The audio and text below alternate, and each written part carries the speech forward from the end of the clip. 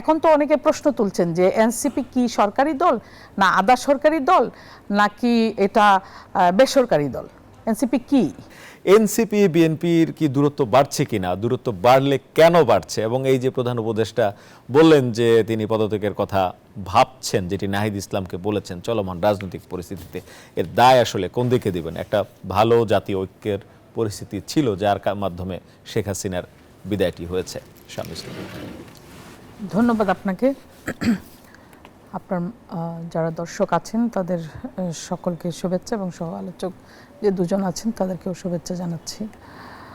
দেখুন, আজকে দেশের যে পরিস্থিতি সেটা দীর্ঘ 17 বছর প্রায় আমরা একটা আন্দোলন সংগ্রাম চালিয়ে গেছি একটা ফ্যাসিস্টের বিরুদ্ধে। সেখানে সকলে মিলে যে ফ্যাসিস্টকে আমরা বিতাড়িত করলাম, সেখানে একটা জাতীয় ঐক্য যেটা খুব জরুরি ছিল, সেই জায়গাটা থেকে গত 9 মাসে এই ফ্যাসিস্ট পরবর্তী সময়ে তারা কি করলেন? শুধুমাত্র কি সময় ক্ষেপণ করলেন? মানে অনেক কিছুই তো করা সম্ভব ছিল।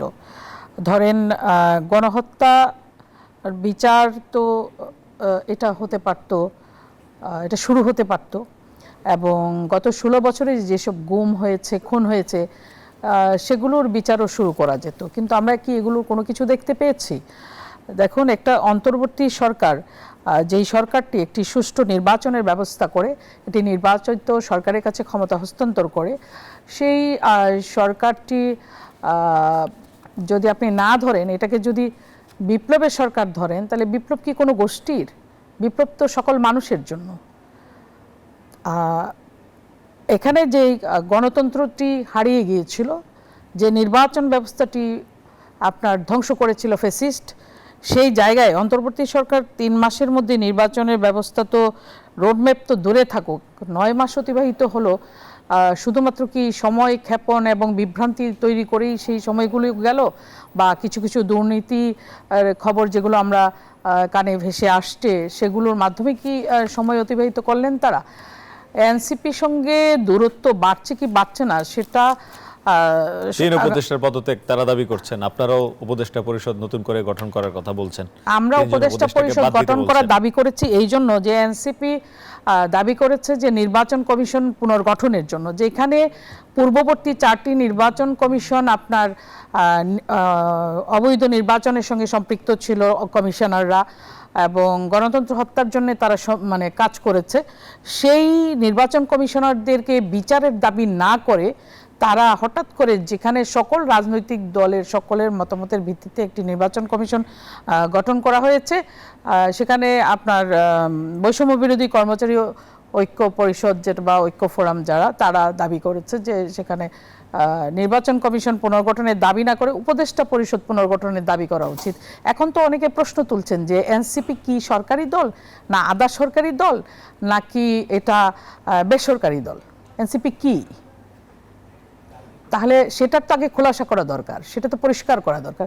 তারা যে নির্বাচন কমিশন বা কমিশনাররা যারা অবৈধ নির্বাচনের সঙ্গে, যেমন ধরেন একটি বিনা ভোটের নির্বাচন হয়েছে, একটি রাতের ভোট, দিনের ভোট রাতে অনুষ্ঠান করেছে, একটি আমির নির্বাচন করেছে, এতগুলো নির্বাচনের সঙ্গে মানে নির্বাচন ব্যবস্থাটাকে ধ্বংস করার জন্য যেই নির্বাচন কমিশনাররা যুক্ত ছিল, যারা হাসিনার মানে দোষর হিসেবে কাজ করেছে, তাদের বিচার দাবি না করে হঠাৎ করে তারা সেই নির্বাচন কমিশন, যে নির্বাচন কমিশনটি সকল রাজনৈতিক দলের সঙ্গে মতামতের ভিত্তিতে দেশের অভিজ্ঞ যোগ্য যারা সৎ মানুষ আছেন তাদেরকে দিয়ে করা হয়েছে, তারা নিবিড়ভাবে কাজ করছেন একটি গণতান্ত্রিক সরকার এবং নির্বাচন কিভাবে অনুষ্ঠান করা যায় সেটার জন্য যখন তারা কাজ করে যাচ্ছেন, হঠাৎ করে এনসিপি সেটার পুনর্গঠনের দাবি কেন করছেন? তারা কেন এই দাবি করছেন না যে পূর্ববর্তী যারা এখানে অপরাধমূলক কর্মকাণ্ড করেছেন তাদের বিচার দাবি করছেন না কেন?